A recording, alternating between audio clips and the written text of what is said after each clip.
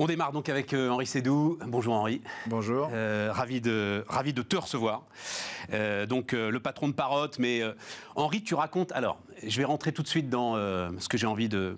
sur quoi j'ai envie de t'entendre. Effectivement, ça s'appelle Au cœur des promesses de la tech. Mais en fait, ça, c'est l'histoire que tu racontes depuis 10 ans. Depuis 10 ans, tu racontes une histoire très enthousiaste, très intéressante sur la tech, et on va parler de cette histoire. Il se trouve que Parrot, et ça aussi... Tu es le premier à me raconter que, les gars, si vous investissez dans la tech, il faut accepter les montagnes russes. Voilà, point à la ligne. Ce sera toujours comme ça ne peut pas être autrement. Et sauf que là, tu sors de ces montagnes russes par le haut, avec une histoire qui est une histoire différente de celle que tu racontes. Tout à coup, tes drones, alors Parrot, c'est des drones, hein. Tout à coup, tes drones, ils deviennent un objet stratégique, en fait. Tout à coup, tes drones... Ah, si, continue, pose la question, je te dirai ce que j'en pense. Vas-y. Ben, c'est ça la question, c'est est-ce que finalement, toi qui racontais une histoire d'une tech pleine de promesses mondiales, t'as compris le truc. Alors déjà, très intéressant, la promesse de la tech. La tech, c'est la modernité, c'est une promesse. Et il faut bien voir que les entreprises de technologie, elles sont très différentes des entreprises industrielles.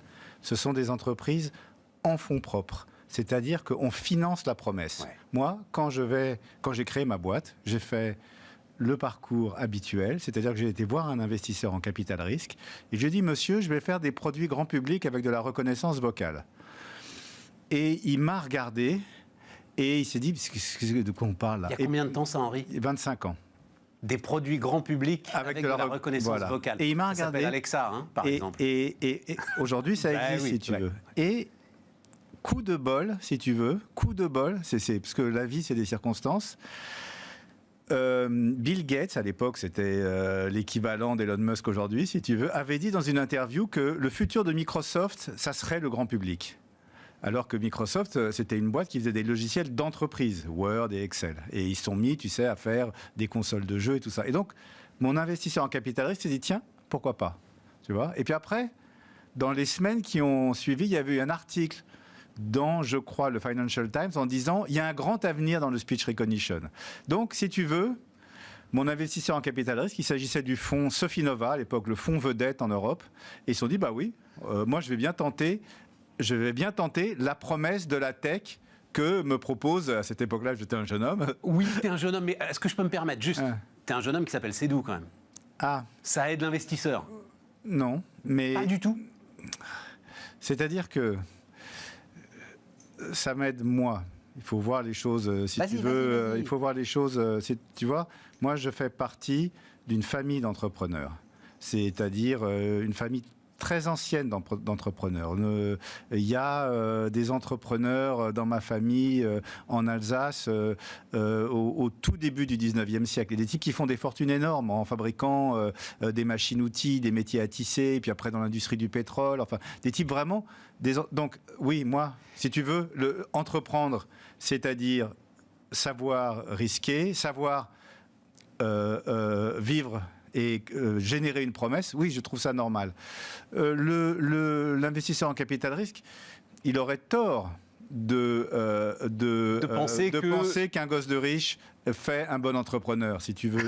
Il aurait tort. Et je ne pense pas que... Tu sais, Henri, il y a 15 ans que je leur parle aux entrepreneurs. Moi, je crois qu'il y a une dimension génétique, artistique. Parce que dans ta famille, il se trouve que c'était il y a combien de temps? Il y a 4-5 ans, le petit dernier, je ne sais pas où il est dans la famille, elle est compliquée, ça ne m'intéresse pas, mais qui montait un concept de restauration radicalement nouveau, etc., que j'avais reçu, d'un enthousiasme dingue. Le type me bluffe complètement, et tout à coup, il y a un petit message qui arrive, que là, ah mais oui, mais... Et c'était la lignée, c'est-à-dire, oui, mais bon, parce que il y a quelque chose comme ça qui m'intéresse. Il y a un truc culturel, si tu veux. Il y a un truc culturel. Il y a, dans entrepreneur, il y a un truc culturel. Donc, moi, c'est une chance, si tu veux. Moi, j'ai ce truc culturel. Mais bon, ça nous éloigne de notre sujet. Ça nous éloigne de notre sujet. Notre sujet, c'est la promesse de la tech. La tech, c'est une promesse. C'est-à-dire que c'est l'idée qu'on va faire des nouveaux business, qu'il y a des choses nouvelles à faire, des choses nouvelles pour le grand public, mais il y a des choses nouvelles à faire dans l'écologie, dans la médecine, il y a des choses nouvelles. Que les choses nouvelles, elles sont faites très souvent par des gens nouveaux, par des nouvelles entreprises. Et que ça se finance. Ça se finance et je veux dire, là, l'Amérique est un exemple. Je veux dire, c'est eux qui ont créé ce capital risque à une échelle extraordinaire. Et après, le relais du capital risque, c'est la bourse. C'est-à-dire qu'il faut que cette promesse, elle soit partagée, qu'elle soit financée. Des promesses gigantesques. Il faut bien voir que Elon Musk, quand il décide de faire des fusées qui atterrissent, tout le monde, toute l'industrie de l'aéronautique spatiale considère que ça sert à rien. Que non seulement que ça sert à rien, mais qu'il n'y arrivera jamais. Et comme il est, je veux dire, original, c'est-à-dire qu'il pense par lui-même, eh ben, il peut y arriver. Au prix d'un effort et d'un travail surhumain. Je veux dire, c'est des types, je ne sais pas comment ils font, mais ils bossent toute la journée. Moi-même, qui n'ai pas la même capacité de travail, je travaille quasiment tous les jours de la semaine. Je veux dire, c'est malheureux, mais c'est comme ça, il n'y a pas de... c'est pas malheureux, c'est ta passion. Ouais, mais... Bon, le travail, ça t'assomme un peu. À un moment, tu vois, voilà. Donc, la tech, c'est une promesse. Et il faut une promesse pour faire des choses nouvelles. Tu as une phrase géniale. Non. Tu dis, il faut faire quelque chose qui n'existe pas, mais comme ça coûte très cher, il faut le faire pour un très grand nombre de personnes. C'est ça, en fait, Exactement. La tech, ça doit viser des marchés qui sont importants. La tech n'est pas une industrie de niche. La tech est une industrie du principal. Par exemple, quand Amazon fait de la distribution, il fait une fortune énorme dans les livres. Moi, j'ai trouvé ça génial. Moi, je suis un rat de bibliothèque, je veux dire. Ben, pas du tout. Le type, il s'arrête pas. Et puis après, il fait les livres. Et puis après, il dit non, mais moi, j'ai distribué à peu près tous les produits qui se vendent. Et puis même, j'ai distribué la nourriture. Il a raison. Il a raison. Et le monde a changé incroyablement, dramatiquement avec l'épidémie. Grâce à Amazon, le commerce tient. Je veux dire, tous les biens d'équipement, moi je vends des drones beaucoup grâce à Amazon, si tu veux. Je veux dire, c'est une ouverture quand même fantastique grâce à la technologie. Puisqu'on est juste là-dessus, comment est-ce que tu vois les questions? Parce que quand elle réussit, la tech, elle devient très très vite en position de monopole. Oui, the winner take it all. Ouais. Alors ça, c'est une question, si tu veux, parce que c'est quoi le sous-jacent de la tech? Le sous-jacent de la tech, c'est le software. Moi, je suis un développeur de soft, et nous, les développeurs de soft, on est très prétentieux. Tout le reste, c'est une gnangnan. Ce qui compte, c'est le soft. Donc, Amazon, c'est surtout du soft. D'ailleurs, un des succès d'Amazon, tu sais que c'est les plus grands centres serveurs du monde et qu'ils commercialisent ce savoir-faire. Amazon Web Services, voilà. Et donc, c'est une boîte de soft. Donc, le soft, c'est monopolistique. Le soft, c'est du langage. Du langage, des formes de langage. C'est-à-dire, ce n'est pas de la parole, ce n'est pas du discours, mais c'est du langage. Ça s'écrit. On écrit if, then, else, if, non, on a blablabla. compris, c'est un langage. Ça s'écrit. Le langage, c'est comme l'anglais, si tu veux. Il n'y a la place que pour une seule langue partagée entre tout le monde. Pourquoi ? Parce qu'elle est partagée entre tout le monde. Donc, si elle est partagée entre tout le monde, il n'y en a qu'une. Une suffit, si tu veux. À partir du moment où elle est efficace. Exactement. Donc, le software, comme c'est du langage, c'est monopolistique. Il y a le logiciel Word pour écrire des textes. Bon. Il n'y a pas besoin d'en avoir 36 000. Tout le monde utilise Word, qu'on écrive des livres ou qu'on fasse des documentations techniques, si tu veux. Donc, le software est monopolistique par construction. Et il faut l'accepter. Mais il faut l'accepter. D'abord, je ne sais pas vraiment ce que ça veut dire. Je veux dire, c'est la nature, c'est sa nature. Attends. Mais ce que je veux dire, là où, disons, la pilule n'est pas aussi amère, c'est là où le monopole n'est pas aussi amer, c'est qu'il y a un nombre énorme de monopoles différents. Il y a un nombre énorme de trucs à faire avec du software. Le software permet de revisiter quasiment toutes les industries. Donc, si tu veux, c'est pas que le software, il n'y a pas une personne qui domine le software. D'ailleurs, le software, qui est un truc, qui est la grande révolution technologique que nous vivons, le software est quelque chose qui fonctionne bien avec des méthodes qui ressemblent à la démocratie. Je ne suis pas en train de dire que c'est la démocratie, mais le software est la première industrie où l'open source, où le fait de partager la connaissance est au cœur du dispositif. Et il ne pourrait pas y avoir cette évolution extraordinaire du software aujourd'hui si une grande partie de la connaissance d'un calibre le plus élevé. On n'est pas en train de parler d'une connaissance, si tu veux, déjà connue. On parle d'une connaissance vraiment nouvelle, algorithmique. Par exemple, il n'y aurait pas ce succès extraordinaire dans l'intelligence artificielle si la plupart des logiciels d'intelligence artificielle n'étaient pas open source et que tout développeur, toute entreprise peut les télécharger et qu'ils ont été faits souvent par Google ou par des universités et que les cours, l'information, les ingénieurs aujourd'hui, ils n'ont plus besoin pour se former d'aller à Stanford. Je veux dire, tous les cours de Stanford sont en ligne, faits par des professeurs admirables où toute personne que ça intéresse peut les comprendre. Donc le software est un fonctionnement, comme c'est du langage, comme c'est de la connaissance, comme c'est immatériel, eh bien, ça s'appuie sur une certaine forme de démocratie. Et ça, quand même, c'est une bonne nouvelle. Est-ce que ça veut dire, si je traduis ça dans mes termes journalistiques, qu'en fait, un jour, Google sera dépassé ? C'est-à-dire que... Mais Google est déjà dépassé. Voilà, c'est pour ça que la potion n'est pas aussi amère, si tu veux. C'est-à-dire que Google n'est pas dépassé par Google. Google est le meilleur moteur de recherche et je ne vois pas aujourd'hui, je ne connais pas exactement tous les détails de ce domaine, mais quelqu'un qui pourrait le concurrencer. Mais ce qui se passe, c'est qu'il y a des nouveaux domaines se créent à la vitesse avec laquelle s'est créé Google. Donc, si tu veux, depuis Google, il y a eu, on peut dire Amazon, et puis il va y en avoir d'autres. Et c'est ça. Et donc on ne démembre pas, on ne casse pas, on ne sépare pas, Tu vois, tous ces débats qui sont intéressants quand même. Non, mais il faut, je veux dire, on ne peut pas évacuer les questions politiques. Mais moi, je les connais mal et je me méfie aussi des questions politiques. Elles ont aussi beaucoup, si tu veux, d'arrière-pensées. Ouais. Donc, est-ce que ces arrière-pensées sont positives ? Je n'en sais rien. Donc, bien sûr qu'on ne peut pas évacuer les questions politiques. Attends, Henri, juste ça, parce que ça, c'est très intéressant. C'est-à-dire, ce que tu penses au fond de toi, ça m'intéresse beaucoup. Je réfléchis en t'écoutant, c'est fait pour ça. C'est qu'en fait, ceux qui veulent casser Google sont sans doute moins démocrates que ceux qui ont fait Google. Je prends Google, si tu veux, les choses, les entreprises ont un destin. Le destin, il est difficile à prévoir, sinon ça ne serait pas...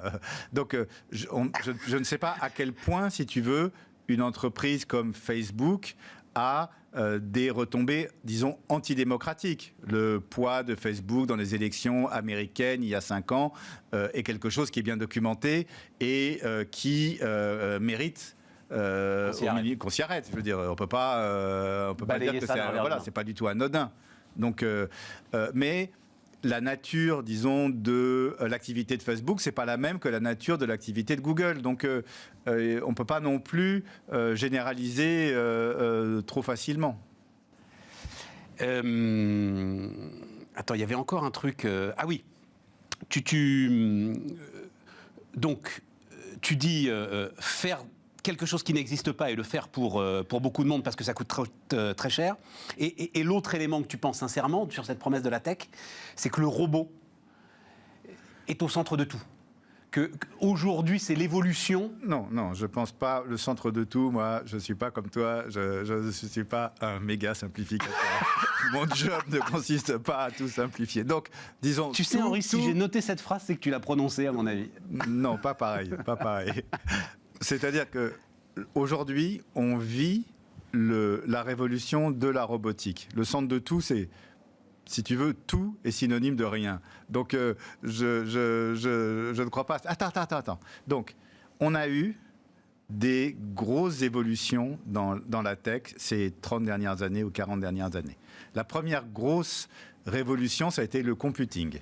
Le computing, le fait qu'on puisse calculer et offrir du calcul pour toutes sortes de fonctions, c'est Microsoft et Intel, c'est le personal computer. Et puis après, on a eu les réseaux. l'Internet, le fait que on peut non seulement calculer, mais on peut se connecter à des bases de données énormes, on peut partager une connaissance extraordinaire, c'est Google. Et puis maintenant, on rentre dans une ère où le computing et les réseaux permettent de déléguer de l'intelligence, l'intelligence c'est un mauvais mot, mais permettent de déléguer des algorithmes extrêmement puissants à l'échelle des objets, des choses. C'est la robotique. On rentre dans la robotique. La robotique, ce qu'il y a de plus connu, c'est la voiture qui se conduit toute seule. Mais la robotique, elle va permettre de faire énormément de choses.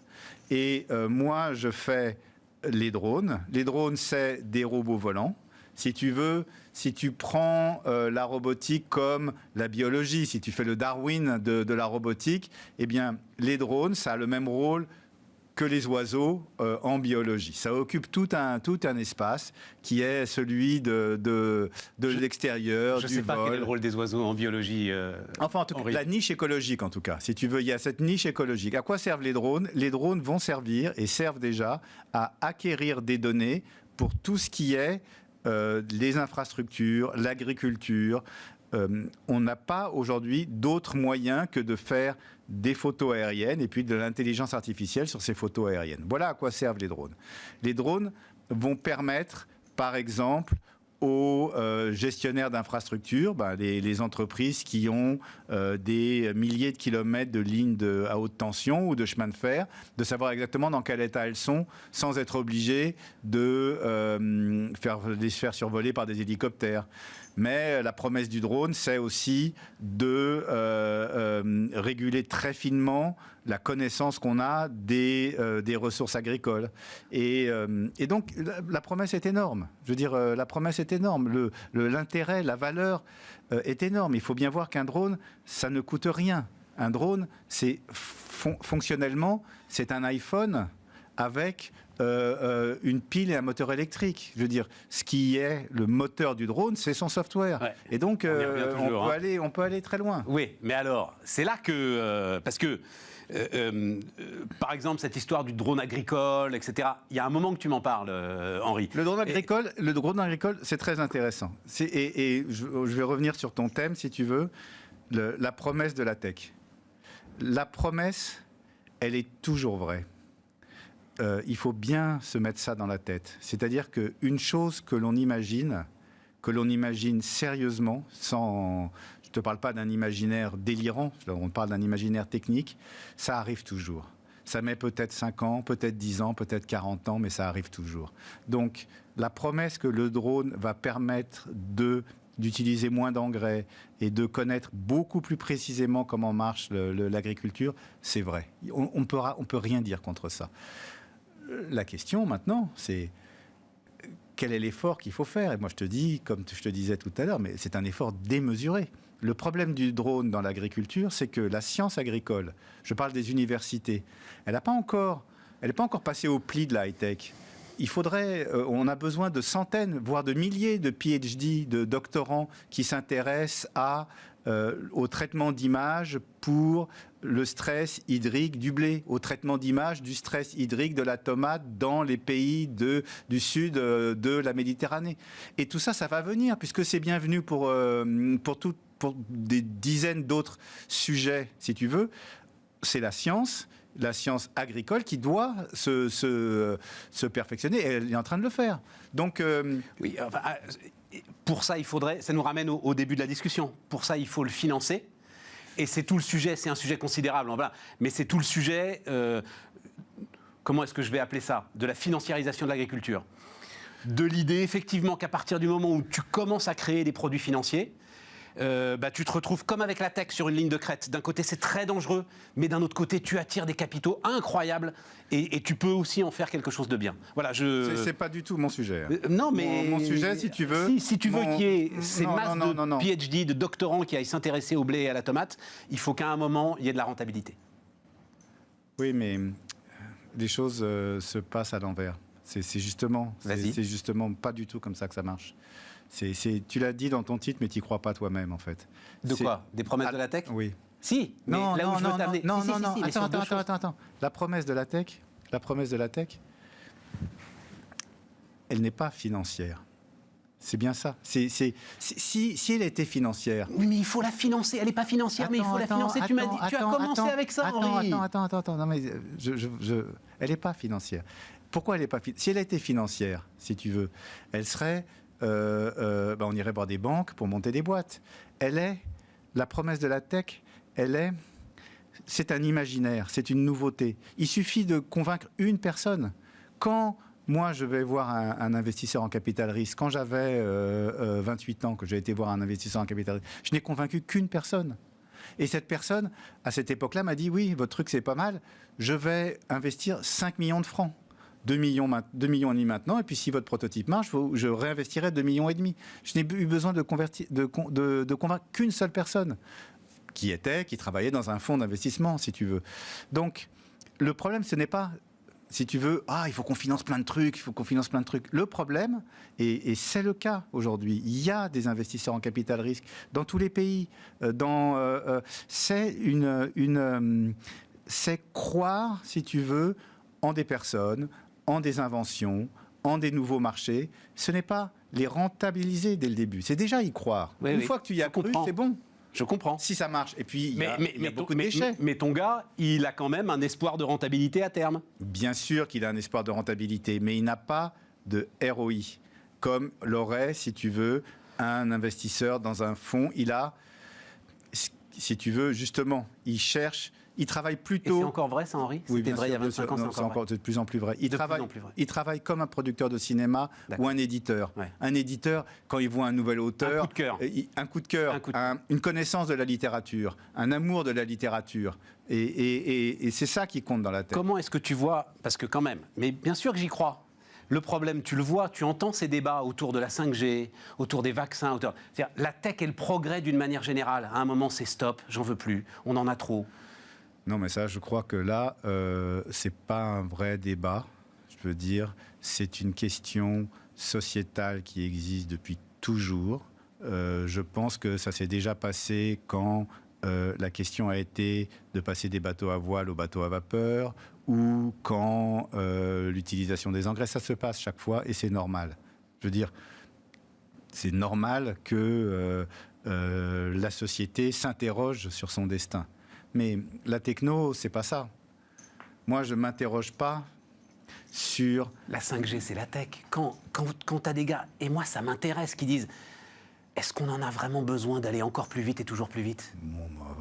Tu balayes ça d'un revers de main, tu t'en fous complètement? Bien sûr. Dis donc. Mais d'un revers de main. Je veux dire, le besoin, il n'est déjà pas connu. Ouais. C'est quand... Toute l'histoire des télécoms, c'est faire des gros tuyaux qui tout de suite ont été pleins. Tout de suite. C'est vrai. Tout de suite. Et on n'a jamais pu savoir au début à quoi ça allait servir. En tout cas, moi, je pense que les robots, c'est super intéressant, parce que les robots, ça permet d'agir très finement sur l'agriculture, sur les infrastructures. Par exemple, moi, Parrot a investi dans une entreprise qui utilise des drones pour restaurer des biotopes, c'est-à-dire pour planter des arbres. C'est des drones qui volent très précisément, qui plantent des graines d'arbres d'une manière très sophistiquée, avec beaucoup de diversité, et puis après qui revolent tous les 2-3 mois sur le terrain et qui regardent comment ça pousse et qui savent donner des conseils. Je veux dire, ces robots pour reforester, on ne peut pas être contre. Alors, l'autre sujet, ce qui était quand même le début de cette interview il y a je ne sais même plus combien de temps, c'est donc la Parrot a retrouvé Vas-y, pose ta question. Déjà, il en a marre. Ce que je vais lui dire, tu travailles pour les forces de sécurité. C'est tout ce qu'on vient de dire. Alors, là, attends. Alors, je donne l'info pour ceux qui ne suivent pas. C'est-à-dire, donc, Parrot, montagne russe, etc., tout ce qu'on veut, pla. J'avais quand même vu un chiffre à un moment. Juste un mot là-dessus. 2015-2018, Parrot perd 95% de sa valeur. Faut être sacrément accroché, sacrément convaincu, là, quand même, Henri. D'abord, si tu veux, Parrot, c'est une boîte qui, il y a 5-6 ans, faisait presque 300 millions de chiffre d'affaires et qui en fait 5 fois moins. Donc aujourd'hui. Ouais. Donc et ça, c'est la vie. Hein. Je peux pas. Et bon, maintenant, Parrot, c'est quoi? C'est une boîte qui fait de l'innovation. Donc nous, on a une innovation produit. On se dit non, ça n'existe pas. Ça, on saurait le faire. Ça, c'est très difficile à faire. Ça ira, on espère, dans tel et tel marché. Et c'est ça que nous faisons. On a fait de l'innovation dans les télécoms. Il y a 25 ans, le business, c'était les télécoms. On a été les principaux inventeurs des téléphones à reconnaissance vocale Bluetooth dans les voitures. On en a vendu 50 millions, on a vendu ça dans le monde entier. Et j'ai vendu la boîte. Et ce dont tu parlais, reconnaissance vocale, c'était aussi des assistants en fait dans les voitures. J'ai commencé avec une idée. Non, au début c'était un produit, si tu veux, individuel. Mais c'est cette techno-là que j'ai transformée en téléphone de voiture. Bon, maintenant... Revendu à Forcia, c'est ça? Voilà, revendu à Forcia. Donc, bon, et grâce à ça, on a eu du cash et ça nous permet de tenir dans cette période difficile. Maintenant, nous, on croit à la robotique, on croit à l'usage du traitement d'image, de la reconnaissance d'image et de l'intelligence artificielle pour faire de la robotique aérienne. On pense que c'est génial, qu'il y a énormément de choses à faire. Il se trouve que, si tu veux, la tech aussi, il y a un côté cool. C'est que la tech, en règle générale, et ça, c'est une chose qui n'est pas bien admise en Europe, en règle générale, ça démarre avec des applications grand public, consumer. Ouais. La plus grande révolution du computing, une science ardue, hein, c'est le PC, Personal Computer. Ouais. L'Internet, c'est une invention, si tu veux, qui est grand public. Ouais, enfin, ça démarre. Ça démarre dans les universités. Ça démarre pour faire la guerre quand même. Ça démarre... Non, mais non, ça démarre pas pour faire la guerre. Ça démarre pour connecter les ordinateurs des universités et les grands utilisateurs qui sont l'armée américaine disent essaye de mettre tout ça au clair si tu veux. Mais c'est pas fait pour faire la guerre. C'est fait pour connecter plein d'ordinateurs dans des universités et c'est ça. Et c'est de là que c'est venu, si tu veux. C'est pas, n'y a pas un plan machiavélique. Non, mais il faut le dire. Il faut le dire. Mais non, mais attends, parce que ça nous ramène à ton histoire. Il n'y a pas un plan, évidemment. Exactement. Ça nous ramène à notre. Donc moi, je fais des drones au début grand public. Pourquoi? Parce que la techno que j'utilise, c'est celle du smartphone. Donc, et puis parce que c'est ce que tu dis. Il faut faire des trucs très chers qui touchent beaucoup de gens parce qu'il faut les financer. Exactement. Mais très souvent. Après, ces inventions grand public, si tu veux, elles deviennent tellement matures, technologiquement parlant, pas encore business-wise, mais technologiquement parlant, elles deviennent tellement matures qu'elles intéressent des utilisateurs professionnels. Il se trouve que les drones grand public qu'on a fait ont intéressé l'US Army et que l'US Army nous a financé le fait de le rendre plus utilisable pour les soldats. Mais ils font la même chose. C'est-à-dire qu'ils ont un robot qui vole et qui leur fait des très bonnes images et qui peut être utilisé par une personne seule. Il n'y a pas besoin de toute une formation pour l'utiliser. Donc, ils nous ont financé ça. Nous, on ne cherche pas à faire des produits militaires. On cherche à faire des produits pour tout le monde et on n'a pas de problème pour les vendre aux militaires si c'est éthique. Si c'est pas, si on fait pas des trucs. Tu veux pas faire des drones qui tuent les gens. Je veux pas faire des drones.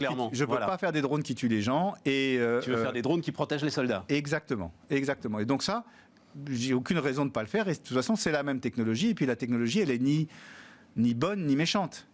Elle est, c'est des fonctions, si tu veux. Donc, et elle a toujours été et bonne et méchante à la fois. Donc moi, si c'est éthique, j'ai aucun problème pour travailler pour l'US Army ou pour la DGA en France pour leur faire ces produits-là. Donc c'est comme ça, si tu veux, que de fil en aiguille, on s'est intéressé à faire des drones pour les militaires. Et il se trouve que moi, je suis en train de reconfigurer l'entreprise. Je suis en train de passer du drone grand public au drone professionnel. Je ne fais plus que des drones professionnels. Donc, c'est un des métiers. Il y a aussi, par exemple, les pompiers. Ça sera, dans quelques années, il n'y aura pas un événement où une intervention de pompiers où ils n'auront pas un drone. Ouais. Je veux dire, il y a un immeuble qui est en feu, c'est quand même beaucoup plus facile de mettre une caméra dans le ciel et puis de regarder de haut exactement comment ça évolue. Donc ça sera fait comme ça. Tout à fait. Mais pourquoi est-ce que ça intéresse l'US Army? Ça intéresse aussi l'US Army parce qu'on est rentré dans un conflit géostratégique absolument passionnant qui se joue sur la tech. Oui, Mais, oui, bien sûr. C'est le cœur du truc quand même. Non, tu peux non, pas, non, c'est pas le cœur du juste truc. je le décris pour ceux qui nous écoutent en podcast à la radio, mais à chaque fois, tu prends un air de lassitude en disant parlons pas de ça. Mais si, c'est le cœur du truc. Non, j'ai aucun problème à parler de la question. Je le dis d'un mot. De la question, si tu veux, de l'économie chinoise et comment elle se comporte vis-à-vis, disons, d'une économie plus ouverte. Plus ouverte, si tu veux. Oui, l'économie chinoise, les entreprises chinoises emploient des méthodes économiques qui sont d'une agressivité et qui sont totalement déloyales. Et ça, il faut le dire, et c'est fait intentionnellement. Et comment est-ce que ça s'incarne? Alors, je le dis d'un mot pour ceux qui l'ont appelé. Le géant mondial des drones, il s'appelle DJI. Il est venu sur ton marché, sur ton premier marché, qui était un marché grand public de jouets, etc. et tout. Il t'a laminé. Où est-ce que ça commence, le déloyal? Comment est-ce que ça s'incarne, les méthodes de DJI pour tuer Parrot, par exemple? Par exemple, une méthode déloyale, ça consiste à... par exemple, acheter des produits ou pas les acheter et sur Amazon et sur tous les sites de vente, dire les produits de Parrot sont mauvais. Et donc, si tu fais ça d'une manière industrielle, eh bien, tu tues la réputation de la boîte. Exactement, tu détruis la réputation. Voilà. Et ça, DJI l'a dit dans une interview qu'ils ont donnée, je crois, à Bloomberg. Donc, je veux dire, oui, ces entreprises sont déloyales et il faut qu'elles deviennent loyales, sinon les choses ne seront pas acceptées par... Il y a 1 an et demi, le patron de Tencent a dit, donc Tencent, un des géants de la tech chinoise, a dit en fait, il parlait d'un G2. Il a dit en fait, il va falloir que vous soyez soit occidental, soit chinois. Et si vous voulez être sur les deux, eh ben, il vous faudra 2 outils de production, 2 produits différents. Écoute, c'est le contraire de ce que je te disais tout à l'heure. Si tu veux, le software est une industrie qui existe grâce à l'open source et grâce à une grande universalité. Les entreprises américaines de la Silicon Valley ont distribué gratuitement des logiciels les plus sophistiqués en matière d'intelligence artificielle et de tous les outils informatiques, si tu veux. Il n'y a pas l'équivalent en Chine. Est-ce que ça va continuer? C'est ça la question. Moi, je m'appelle pas Madame Irma. Hein, donc moi, je n'ai pas du marc de café pour te dire comment vont se passer le conflit, si tu veux, sous-jacent entre la Chine et l'Amérique, ou disons l'Occident, sur le point des développements technologiques. Je te dis que moi, en tant que développeur de soft, qu'entrepreneur, je ne suis pas du tout d'accord avec ce que te dit le patron de Tencent. Et je pense que penser comme ça, c'est très grave. N'empêche que tes drones, tu les donnerais pas à l'armée chinoise. Mes drones, je les donnerais pas à l'armée chinoise. Mais je ne m'en inquiète pas, l'armée chinoise ne les achètera pas. Donc, je veux dire, le problème ne se pose pas. Le problème ne se pose pas. Bon, super. Mais c'est c'est la dernière question. T'as pas l'impression qu'à un moment, en fait, vous tous là, qui créez les promesses de la tech, vous allez être otage de la géostratégie? Voilà, c'était ça un peu la question qui m'intéressait. Il nous reste 1 minute. La question, si tu veux, est-ce qu'on est otage de la géostratégie? J'ai envie de te répondre par une pirouette, si tu veux. On est tous otages du monde dans lequel on vit. Donc, on n'est pas plus otage de la géostratégie qu'un autre. Mais oui, le monde change énormément. La technologie, l'industrie du software a un potentiel et déjà des proportions d'activité énormes. Et Et j'espère que ça ne va pas nous conduire à une nouvelle guerre froide. Mais bon, qu'est-ce que... Non, mais... Je peux rien y faire, si tu veux. Et moi non plus. Tu sais quoi? Moi non plus. Merci. Attends, reste là, faut que je dise au revoir aux gens. Henri Seydoux était notre invité sur Bismart. Et les amis, nous, on se retrouve demain. Et non, pas demain, qu'est-ce que je dis? Demain, c'est Aurélie Planex, on se retrouve lundi.